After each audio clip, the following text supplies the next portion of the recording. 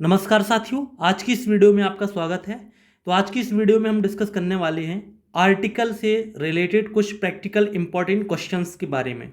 जैसा कि आप जानते हैं कि आर्टिकल टॉपिक से रिलेटेड कॉन्सेप्चुअल वीडियोस मैंने बनाए हैं, 3 वीडियोस बनाए हैं। उनमें आप अगर आपने नहीं देखा है तो आप उन वीडियोस को देख सकते हैं, जिसमें रूल्स के बारे में डिस्कशन किया गया है। आज की वीडियो में हम उसकी प्रैक्टिस करने वाले हैं कि उससे रिलेटेड जो क्वेश्चन आते हैं वो किस तरह से आते हैं एग्जाम में और उनको आप किस तरह से सॉल्व कर सकते हैं। तो आप भी अपनी तरफ से पूरी कोशिश कर सकते हैं कि वो क्वेश्चंस आप अच्छी तरह से पढ़िए, समझिए और अपनी तरफ से आंसर देने की कोशिश कीजिए कि आप क्वेश्चन को कितना करेक्ट कर पाते हैं। तो चलिए इसको शुरू करते हैं पूरी एक्सप्लेनेशन के साथ। तो देखिए यहाँ पर डायरेक्शन दिया गया है, क्या निर्देश दिया गया है इसको पहले समझिए। Read the sentences, it means sentences को पढ़िए to find out whether there is any grammatical error in it और नॉट, कि सेंटेंस में कोई व्याकरण या ग्रामर की कोई अशुद्धि है या यानी कि कोई गलती है या नहीं है। और अगर कोई गलती है तो आप ए बी सी में से कोई विकल्प चुन सकते हैं, और अगर कोई गलती नहीं है it means if there is no error, अगर कोई गलती नहीं है तो योर आंसर इज डी, तो आप नो एरर यानी कि डी पर आंसर लगाएंगे। तो चलिए शुरू करते हैं। तो यहां पर देखिए फर्स्ट क्वेश्चन दिया गया है, everyone has become hi tech. Option यहां पर ए है, यानी कि इतना ये पूरा जो पार्ट दिया गया है ये ए में आएगा। अगर इसमें कोई प्रॉब्लम है, इसमें कोई गलती नजर आती है, कोई ग्रामेटिकल एरर आती है तो आप ए आंसर लगाएंगे, ठीक है। इसके बाद देखिए आगे लिखा है, so I have also bought laptop. यहां तक का पार्ट बी पार्ट में आएगा, बी ऑप्शन में आएगा। इसके बाद दिया गया है, to keep myself updated with the changing realities. ये ऑप्शन नंबर सी के अंतर्गत आएगा। और अगर इनमें से कोई भी पार्ट गलत नहीं है तो आपका ऑप्शन डी होगा, नो एरर। तो देखिए इसका हिंदी में अर्थ होगा कि प्रत्येक व्यक्ति यानी कि एवरीवन हैज बिकम हाईटेक, सभी लोग हाईटेक हो गए हैं, इसलिए मैंने भी एक लैपटॉप खरीदा है to keep myself updated with the changing realities, जिससे कि बदलती हुई परिस्थितियों में मैं अपने आप को अपडेटेड रख सकूं। तो इसमें आपको ये फाइंड आउट करना है कि इसमें आर्टिकल की प्रॉब्लम कहाँ पर है।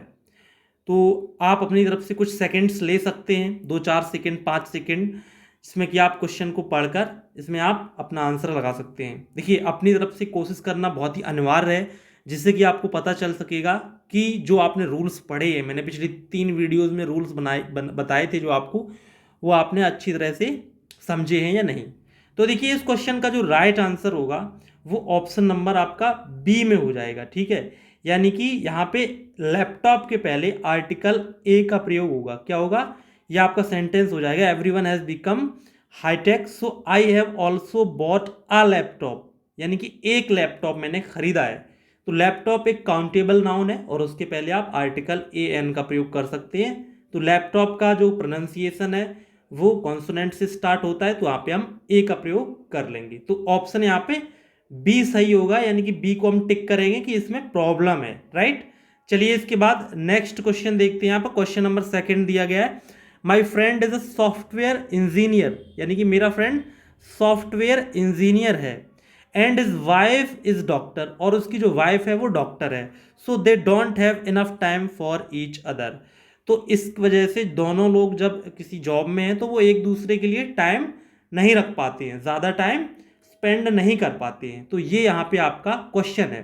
तो इसमें कहाँ पर प्रॉब्लम होगी वो आप आंसर बता सकते हैं, कमेंट बॉक्स में भी आप इसका आंसर बता सकते हैं कि इस क्वेश्चन का ए रॉन्ग होगा या बी रॉन्ग होगा या सी पार्ट रॉन्ग होगा। तो जो भी पार्ट रॉन्ग होगा वही आपका ऑप्शन राइट हो जाएगा। तो देखिए इसका जो राइट आंसर होगा वो हो गया यहाँ पर ऑप्शन नंबर बी, इसका भी सही हो जाएगा। क्यों सही होगा, क्योंकि डॉक्टर के पहले यहाँ पर हम ए का प्रयोग करेंगे। क्या होगा, माई friend is a software engineer. तो देखिए सॉफ्टवेयर इंजीनियर एक पद का नाम है, उसके पहले देखिए यहाँ पे आर्टिकल लगा है। इसी प्रकार से वाइफ भी तो एक पद, डॉक्टर पद को ग्रहण किए हुए है, तो यहाँ पे डॉक्टर वर्ड के पहले यहाँ पे ए का प्रयोग होगा। तो ये बात आप ध्यान रखेंगे कि दोनों कंडीशन में यहाँ पर भी अगर कोई पद का नाम दिया गया है तो ए का प्रयोग किया जाएगा, तो दूसरे पार्ट में भी यहाँ पे ए का प्रयोग होगा, राइट। चलिए नेक्स्ट क्वेश्चन देखते हैं। देखिए सभी क्वेश्चन को आप अपनी अच्छी तरह से अपनी मेमोरी के अनुसार आपने किस तरह से रूल्स को समझा है, मेमोरी को रिकॉल कीजिए, रूल्स को रिकॉल कीजिए कि आप किस तरह से क्वेश्चन को सॉल्व कर सकते हैं। और आप समझिए कि इसमें कौन सा रूल अप्लाई हो रहा है। ठीक है, सभी रूल्स को आप रिकॉल करने की कोशिश करेंगे। यहाँ पर देखिए थर्ड नंबर क्वेश्चन दिया गया है, Sudha is a shy girl but she is an intelligent too whereas her brother is a fool. Sudha एक शर्मीली लड़की है लेकिन वो इंटेलिजेंट भी है, जबकि उसका जो भाई है वो एक मूर्ख है। ये हिंदी में अर्थ है। इसमें आपको पता करना है कि इसमें कौन सा रूल लगेगा। ठीक है, तो देखिए यहाँ पर कौन सा आंसर सही होगा, मैंने आपको पहले भी बताया है कि अपनी तरफ से आप जरूर कोशिश करेंगे कि क्वेश्चन का आंसर क्या होगा। तो देखिए यहाँ पे इंटेलिजेंट के पहले एन का प्रयोग यहाँ पे नहीं किया जाएगा। ठीक है, क्यों नहीं किया जाएगा? क्योंकि मैंने आपको रूल बताया था कि किसी एडजेक्टिव के पहले हम कोई भी आर्टिकल नहीं लगाते हैं जब तक कि वो एडजेक्टिव किसी विशेषता, किसी नाउन की विशेषता ना बताता हो, तब तक उसके पहले हम आर्टिकल का प्रयोग नहीं करेंगे। यहाँ पे ओनली एडजेक्टिव दिया गया है, इसकी वजह से हम यहाँ आर्टिकल का प्रयोग नहीं करेंगे। ठीक है, जब किसी एडजेक्टिव का प्रयोग किसी नाउन के पहले किया जाता है और उस नाउन को विशेष बनाया जाता है तो ऐसी कंडीशन में हम आर्टिकल का प्रयोग कर सकते हैं। बट यहाँ पर ओनली एडजेक्टिव वर्ड दिया गया इंटेलिजेंट, उसके अतिरिक्त कोई जानकारी नहीं दी गई है, इसलिए यहाँ पे आर्टिकल एन का प्रयोग नहीं करेंगे। तो ऑप्शन नंबर आपका बी सही हो जाएगा, यानी कि ऑप्शन बी में प्रॉब्लम है। राइट, चलिए यहाँ पे चौथा नंबर का क्वेश्चन देखते हैं। Ankit is not only a good teacher but also good man and a good father too. ठीक है, तो यहाँ पे आपको जो प्रॉब्लम है वो आइडेंटिफाई करनी है कि इसमें क्या प्रॉब्लम है। तो देखिए यहाँ पर गुड टीचर के पहले आर्टिकल ए का प्रयोग किया गया है। ठीक है, टीचर एक नाउन है और नाउन के पहले एक एडजेक्टिव भी दिया गया है, और एडजेक्टिव जब दिया गया है तो उसके पहले हम आर्टिकल का प्रयोग कर रहे हैं, क्योंकि ये जो एडजेक्टिव गुड जो एडजेक्टिव दिया गया है वो किसी नाउन के जस्ट पहले दिया गया है, तो उसके पहले आर्टिकल प्रयोग कर सकते हैं। लेकिन दूसरे पार्ट में क्या है, बट आल्सो गुड मैन, तो यहाँ पर मैन भी नाउन है और गुड एक एडजेक्टिव है, लेकिन इस बार दूसरे हिस्से में यहाँ पे एडजेक्टिव के पहले ना तो हमने ए एन का प्रयोग, द का प्रयोग कुछ नहीं किया है, तो यहाँ पर भी हम क्या करेंगे, ए का प्रयोग करेंगे, but also a good man. तो यहाँ पर भी आप आर्टिकल का प्रयोग करेंगे। जिस प्रकार से पार्ट 1 में आर्टिकल का प्रयोग किया गया था उसी तरह से पार्ट 2 में भी आर्टिकल का प्रयोग करेंगे, तो इस तरह से ऑप्शन बी आपका सही हो जाएगा। राइट, चलिए इसके बाद यहाँ पर नेक्स्ट क्वेश्चन देखते हैं, क्वेश्चन नंबर 5।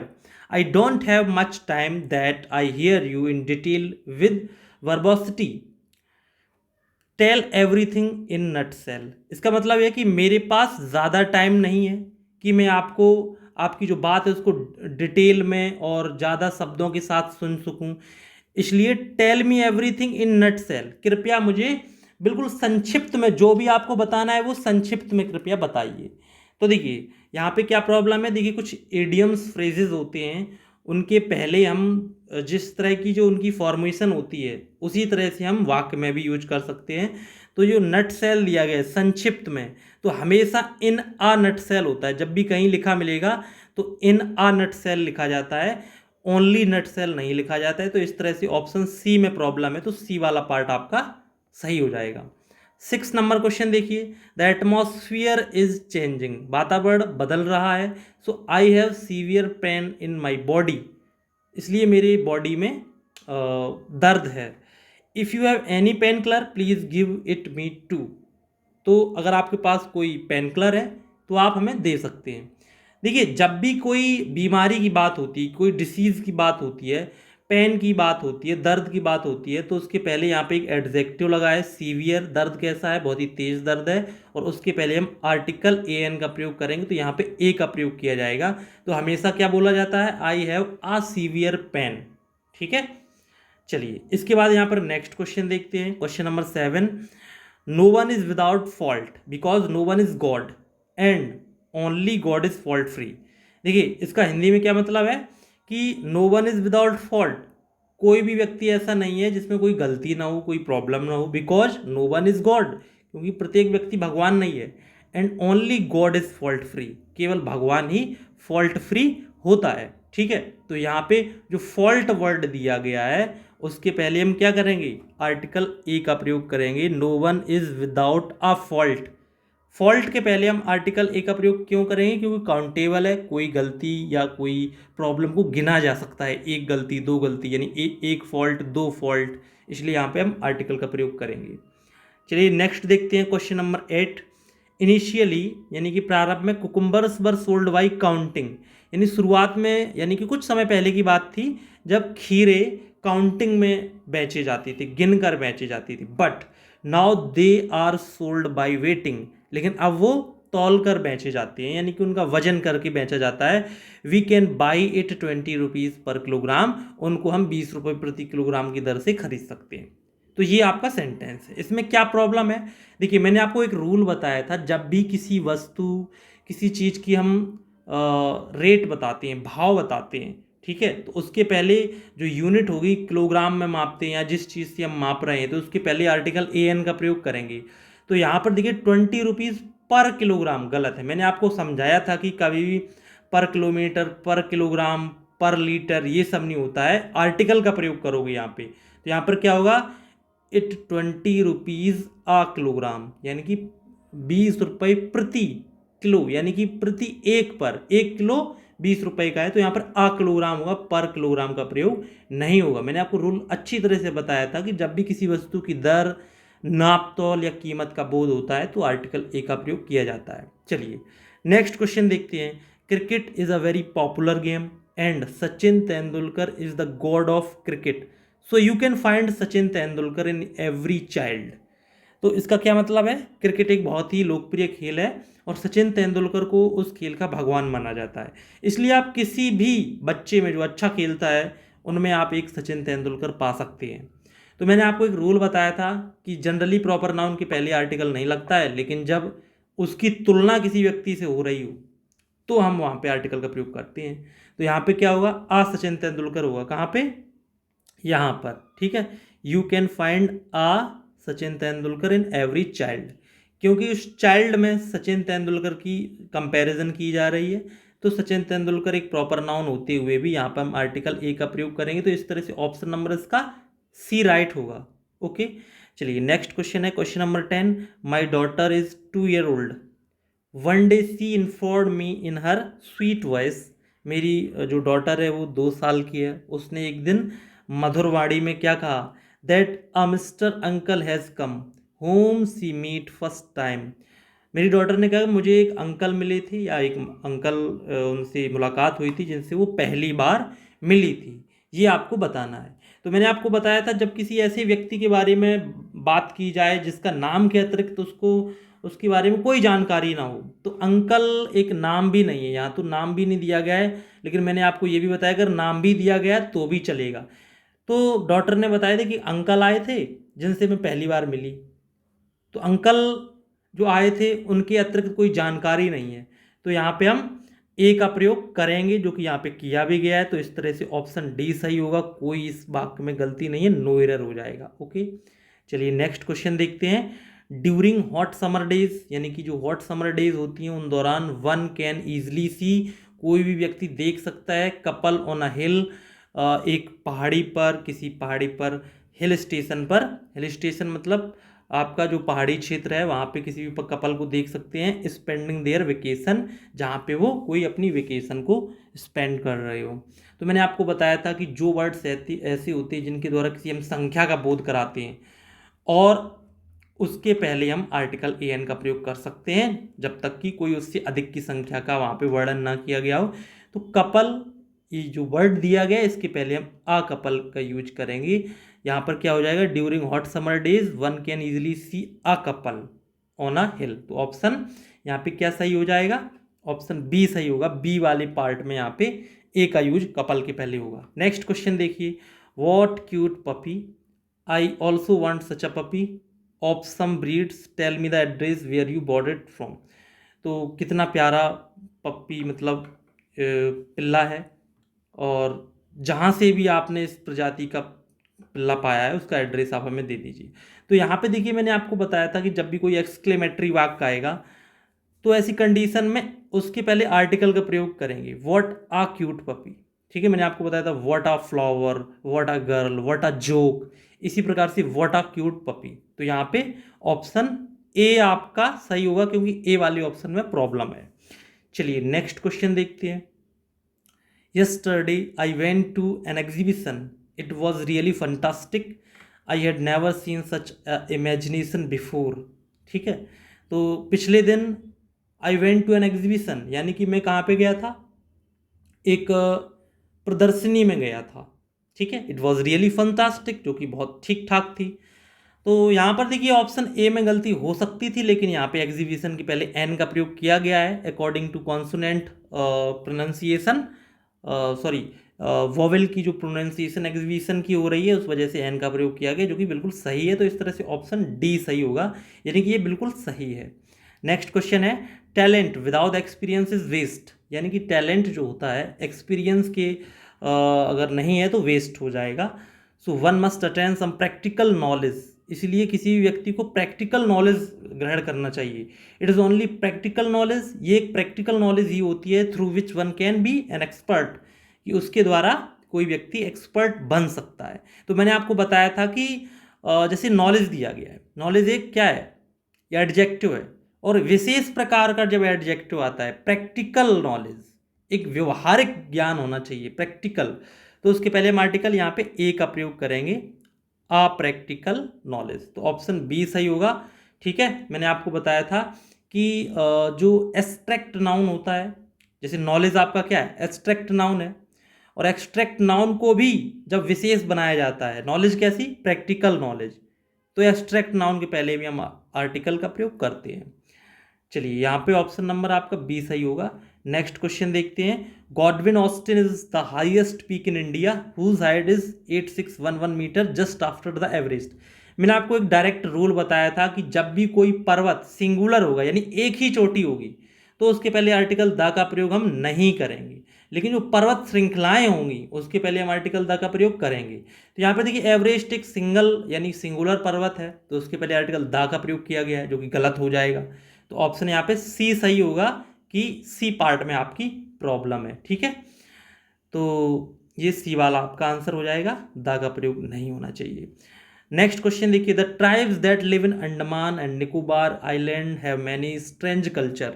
अंडमान निकोबार में जो ट्राइब्स रहती हैं, जनजातियां रहती हैं, उनकी बहुत सारी विचित्र प्रकार की परंपराएं हैं। तो यानी कि अंडमान भी एक द्वीप समूह है और निकोबार भी द्वीप समूह है।